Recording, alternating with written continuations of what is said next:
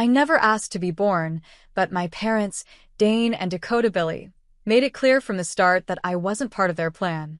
My name is Paisley, and I'm their second child, the one they didn't want. My older sister, Ember, was the one they cared about. She was their golden child, the one they always celebrated and adored. Growing up in the Billy household was like living in two completely different worlds. Ember's world was full of love, attention, and constant praise. My world, on the other hand, was cold, lonely, and filled with barely disguised resentment. I always felt like an outsider in my own family. One memory that sticks with me to this day is my 8th birthday. I woke up that morning feeling hopeful, thinking maybe this year would be different. Maybe they'd remember. Maybe they'd care. As I walked downstairs, my heart was racing with excitement. But as soon as I entered the kitchen, I realized it was just another ordinary day for my parents. Mom and Dad were sitting at the table, chatting with Ember about her upcoming dance recital. "Morning," I said, trying to sound casual even though my heart was sinking. Mom glanced up for a brief moment. "Oh, Paisley, your cereal's in the cupboard," she said, then turned her attention back to Ember. That was it. No happy birthday. No hug. Nothing. I spent the entire day hoping they'd at least mention it, but the hours dragged on without a single word. Finally, at dinner, Dad seemed to remember. "Oh, right.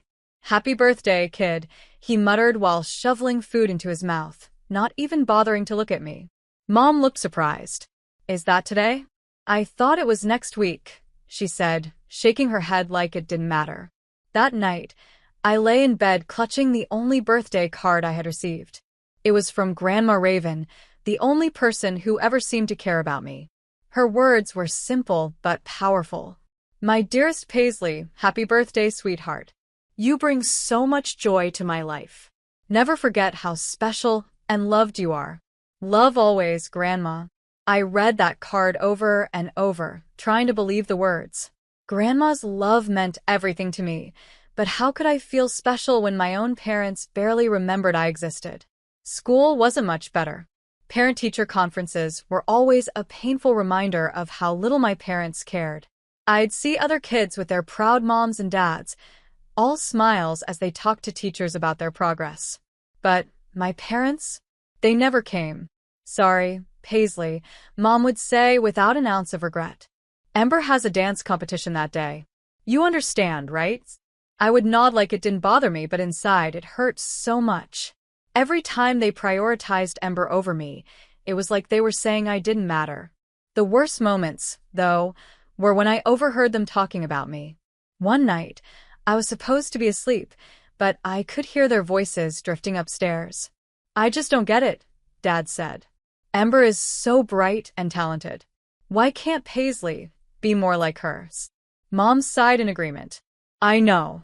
It's like she doesn't even try. Remember how Ember was reading at 4?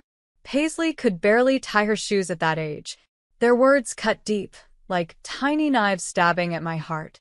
It was a constant reminder that no matter what I did, I'd never be good enough for them. As I got older, I stopped trying to impress them. What was the point? I became quiet and withdrawn, keeping to myself most of the time. The only person who truly saw me for who I was, who truly loved me, was Grandma Raven. Every visit to her cozy little house felt like stepping into a different world. With Grandma, I felt safe and loved. She listened to me, cared about what I had to say, and never compared me to anyone else. I could just be myself around her. When I was 13, I hit my breaking point. Home had become unbearable, and I couldn't take it anymore. One day, with tears streaming down my face, I went to Grandma and poured out my heart. "Grandma," I whispered, barely able to get the words out, Can I live with you?" I held my breath, terrified she might say no. But instead, she pulled me into a warm hug and said, "Oh, sweetheart, of course you can. You'll always have a home with me. And one day, everything I have will be yours." I melted into her arms, feeling a sense of safety I hadn't felt in years. I didn't care about inheriting anything. All I wanted was to feel loved and wanted. When my parents found out about my decision, their reaction didn't surprise me. That tiny old house. Dad scoffed. And she works at the library for peanuts. What can she possibly offer you, Paisley? Mom just shrugged, relief clear on her face. Well, if that's what you want, it'll make things easier for us, she said, as if I was just a burden they were glad to get rid of. Their indifference hurt, but it also confirmed I was making the right choice. They didn't value Grandma's love, but I did. Living with Grandma wasn't always easy. Money was tight, and we often struggled to make ends meet. She worked long hours at the library, and I took on small jobs to help out. But none of that mattered. For the first time in my life, I felt like I belonged. I felt loved. Grandma showed me that I wasn't invisible, that I mattered, and that I was capable of so much more than my parents ever believed. With her support, I began to find my own strength and discover who I truly was. Living with Grandma felt like stepping into a new, beautiful chapter of my life. For the first time, I felt truly loved and accepted. Grandma never missed a single school event. Whether it was a presentation, a play, or an award ceremony, she was always there, sitting proudly in the front row. She cheered the loudest, clapping her hands and smiling like I was the most amazing person in the world. At home, my drawings and school projects covered her fridge. Every visitor to her house got to hear about her brilliant granddaughter. She'd tell them stories about my accomplishments, big or small, her pride shining brighter than any star. Under her care, I started to change. The shy, quiet girl I used to be began to fade away. For the first time, I felt like I could do anything. I made friends, joined clubs at school, and my grades improved a lot. It was amazing what a little love and encouragement could do. Even though we struggled with money, Grandma made sure I never felt like we were missing anything. She'd sometimes skip meals so I could have a full plate. Our little house might have been old and small, but it was warm and full of care. We didn't have much, but what we did have was enough. Everything finally felt like it was falling into place, until one crisp autumn afternoon. Grandma came home from work looking different. Her face showed a mix of emotions, happiness, sadness, and something else I couldn't quite figure out. She was smiling, but her eyes were shiny with unshed tears.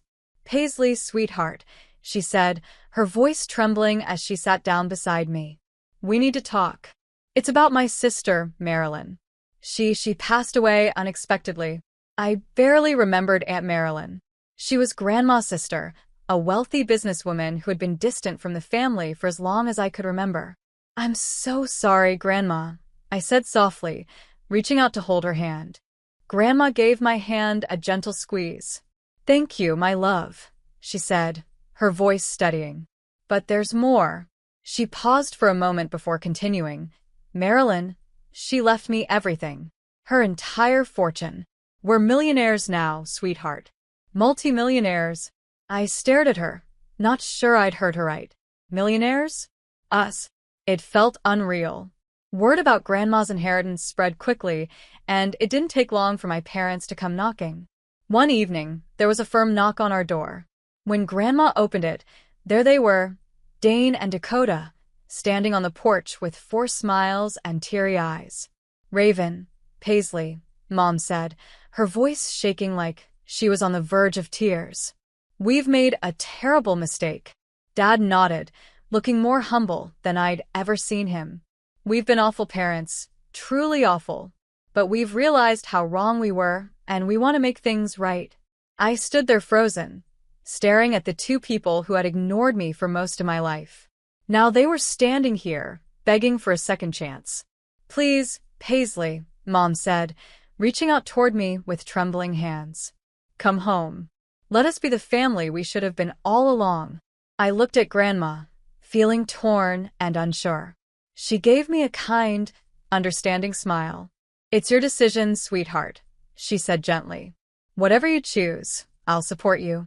I spent days thinking it over. Deep down, I wanted to believe that my parents had changed. Maybe they really did regret everything. Maybe I could finally have the loving family I'd always wanted. With Grandma's blessing, I packed my things and returned to the Billy house. At first, it felt like a dream come true.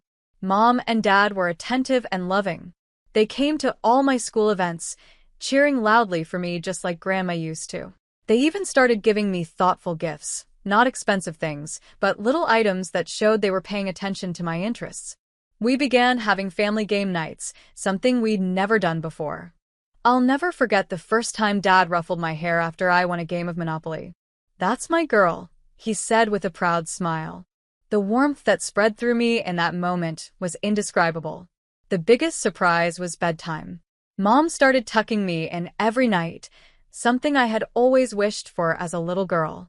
She'd smooth my hair and kiss my forehead softly. "Good night, sweetheart," she'd whisper. "We love you so much." Even Ember seemed different. She started including me in her plans, introducing me to her friends, and giving me advice about boys and makeup. For the first time, I felt like her sister, not her shadow. I wanted to believe it was all real, that my family had truly changed and finally saw me for who I was. But a small voice in the back of my mind whispered doubts. Why now? Why only after Grandma came into money? I tried to silence that voice, convincing myself that they had really changed. I called Grandma often, excitedly telling her how happy I was and how wonderful things were at home. She always seemed glad for me, but there was a hint of concern in her voice every time. "Just remember, Paisley," she'd say gently. "You'll always have a home with me, no matter what." Life in the Billy house settled into a new routine. As time passed, Ember, always the golden child, graduated high school with honors and headed off to a fancy college. My parents threw her a huge graduation party, complete with decorations, speeches, and a catered dinner. Watching them beam with pride at Ember's achievements brought back old feelings of being invisible. I couldn't help but wonder, had things really changed? Or was I just the backup child, the one they turned to because their golden girl had left the nest? Grandma's life had taken a wonderful turn. She moved into a beautiful new house and finally retired from her job at the library. As for me, things were looking better than ever. I was 19 now, doing well in school with a close group of friends. Life had become brighter, and to top it off, I had started dating Coulson, a sweet boy from my chemistry class. When he asked me out, I couldn't believe it. It felt like everything was finally falling into place. One Thursday evening, Coulson and I had planned to meet at the local diner for a date. I spent hours getting ready, nervously picking out outfits and redoing my makeup. My heart was racing with a mix of excitement and anticipation. When I got to the diner, I couldn't stop smiling. But after waiting for a while, my phone buzzed. I eagerly grabbed it, hoping it was Coulson saying he was on his way. Instead, the message read, "Sorry, Paisley. Something came up. Can't make it tonight."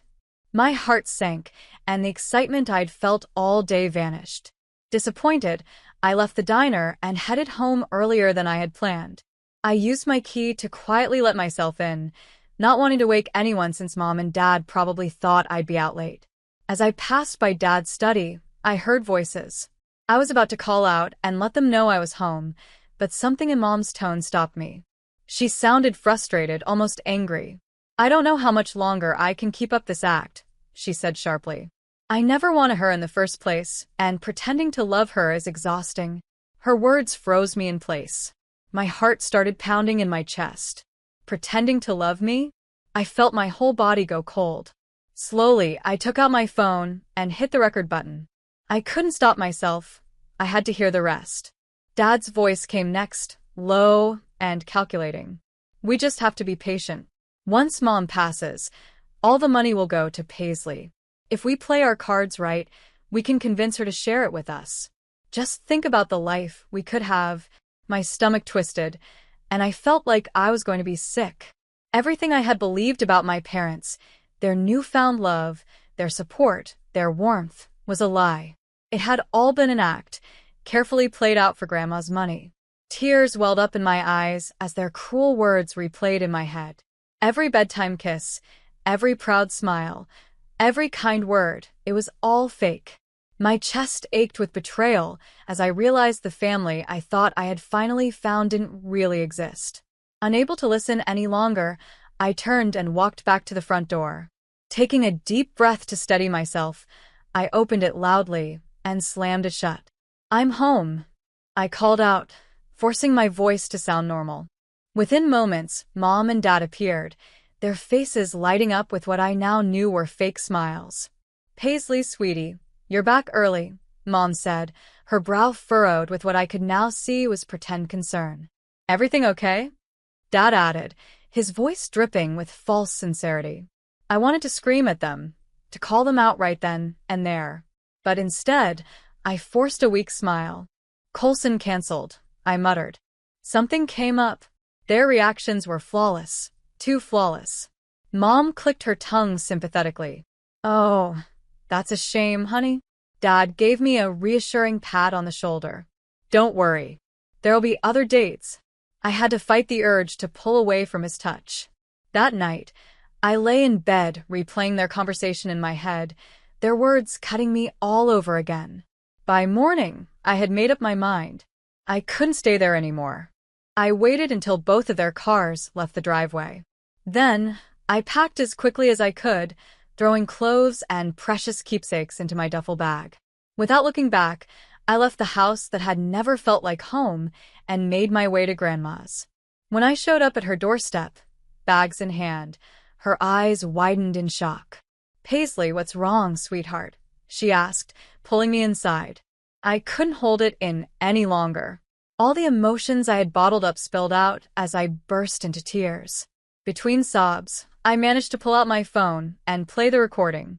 As Grandma listened, her expression changed from shock to disbelief, and finally to a deep anger I had never seen before. Those conniving, heartless, she stopped herself, taking a deep breath to calm down. Then, she looked at me with soft, loving eyes. "Don't you worry, honey. We'll give them a surprise they'll never forget." She pulled me into a tight hug, and for the first time since overhearing that awful conversation, I felt safe. By evening, my phone wouldn't stop buzzing. Mom, Dad, and even Ember were calling nonstop, leaving voicemails and sending texts. The messages were all the same: apologies, explanations, and pleas for me to come home. "Paisley, please, we're so sorry," Mom's voicemail said, her voice cracking. "We didn't mean it. It was just a misunderstanding. Come back," Dad's text read. "We can fix this. We're still your parents." Even Ember chimed in, sending me a long message about how much she missed me and how the family wasn't the same without me. But their words didn't move me anymore. I had seen the truth, and I knew their sudden concern wasn't out of love. It was out of fear of losing Grandma's fortune. Sitting in Grandma's warm, cozy living room, I realized that I didn't need their fake love or empty promises. I had Grandma, and that was more than enough. I ignored their calls and texts for as long as I could. My phone buzzed constantly, but I wasn't ready to face them. Finally, after what felt like hours of endless buzzing, I picked up.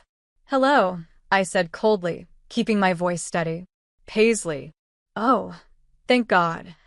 Mom's frantic voice came through the line. "Where are you? We've been so worried."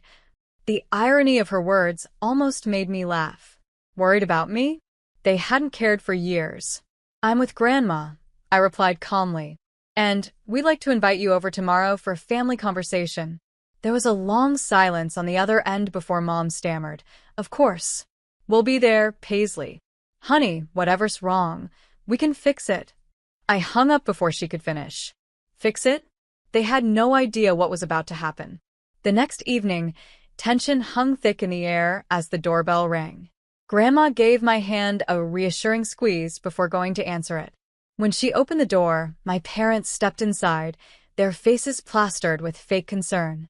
"Paisley, sweetheart," Mom began, reaching out to me with an overly warm smile. I took a step back, my expression unreadable.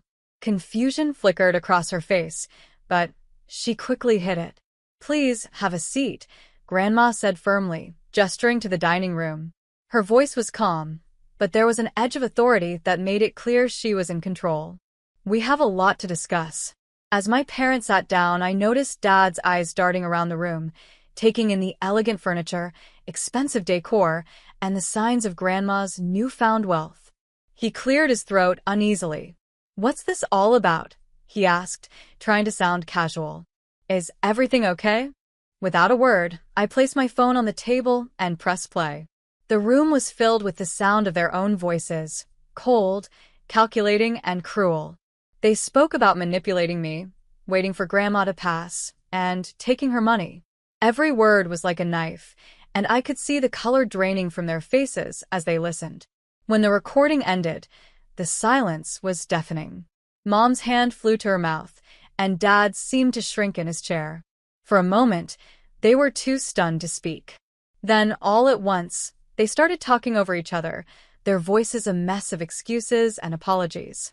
"Paisley, we didn't mean it," Mom cried. "It was just a stupid mistake." "Listen, we were under a lot of stress," Dad began, but his words sounded empty. Grandma raised her hand, silencing them. When she spoke, her voice trembled with disappointment and controlled anger.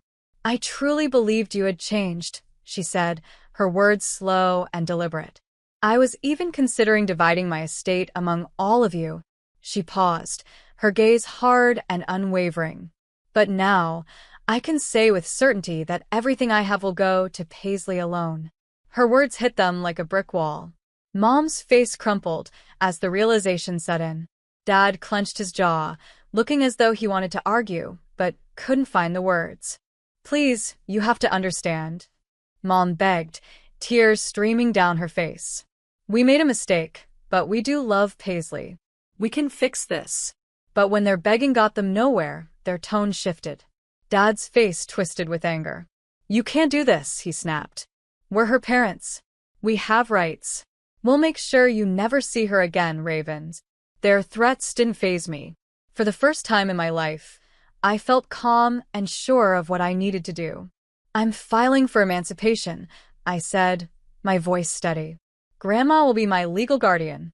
You don't have any power over me anymore." The shock on their faces was almost comical if it weren't so painful. They looked between me and Grandma, unable to process what was happening. Their carefully laid plans hadn't just failed, they had completely backfired.